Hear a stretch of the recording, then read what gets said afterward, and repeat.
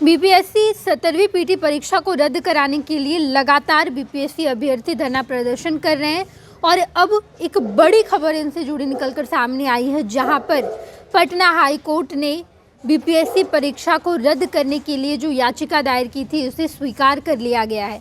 इससे पहले supreme court का दरवाजा खटखटाया गया था, जहां पर सुप्रीम कोर्ट ने साफ तौर पर कहा कि हम आपकी संवेदना को समझते हैं, लेकिन आपको पहले पटना हाई कोर्ट जाना होगा।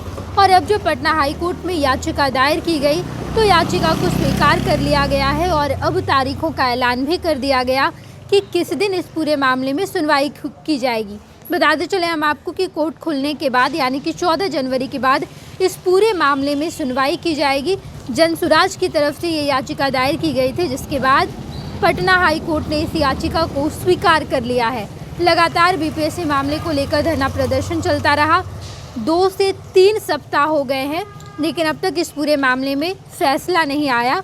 आयोग अपनी बात पर अडिग है। आयोग ने कहा है कि अगर आपको ऐसा लग रहा है कि परीक्षा में पेपर लीक हुए हैं तो आप सबूत लेकर आइए, हम परीक्षा को रद्द कर देंगे। लेकिन अब तक इस पूरे मामले को लेकर कुछ भी आगे की पहल नहीं की गई है। लगातार धरना प्रदर्शन किया गया। जनसुराज के सूत्रधार प्रशांत किशोर भी आमरण अनशन पर बैठे, लेकिन इसके बावजूद कोई परिणाम निकलकर सामने नहीं आया। 2 बार अभ्यर्थियों पर लाठीचार्ज की गई और अब जब कोर्ट का दरवाजा खटखटाया गया है तो सुप्रीम कोर्ट ने साफ तौर पर कहा था कि आप पटना हाई कोर्ट जाइए। और पटना हाई कोर्ट में जब जनसुराज की तरफ से याचिका दायर की थी, उस याचिका को स्वीकार कर लिया गया है। याचिका को स्वीकार किया गया है और तारीख भी बता दी गई है कि किस दिन इस पूरे मामले में सुनवाई की जाएगी। जैसे ही 14 जनवरी के बाद कोर्ट खुलेंगे, उसके बाद ही इस पूरे मामले में सुनवाई होगी। लगातार अभ्यर्थी इसका इंतज़ार कर रहे थे और अब ये इंतज़ार ख़त्म होने को है। एक उम्मीद की किरण दिखाई दे रही है। पहले गर्दनीबाग में धरने की शुरुआत की गई।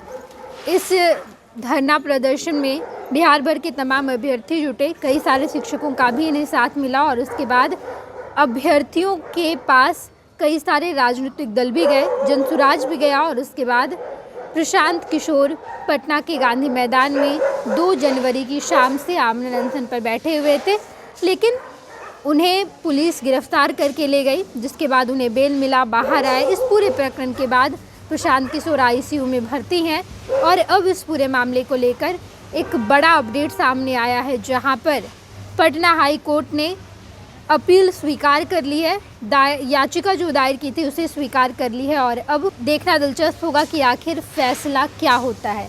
क्या लगातार धरना प्रदर्शन कर रहे अभ्यर्थियों के पक्ष में फैसला आता है या फिर फैसला आयोग के पक्ष में आएगा।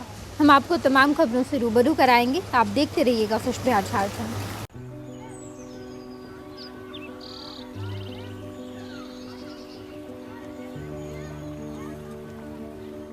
एक बात बतावा, तू हमेशा बड़े बाजार से होकर घर काहे जात बार?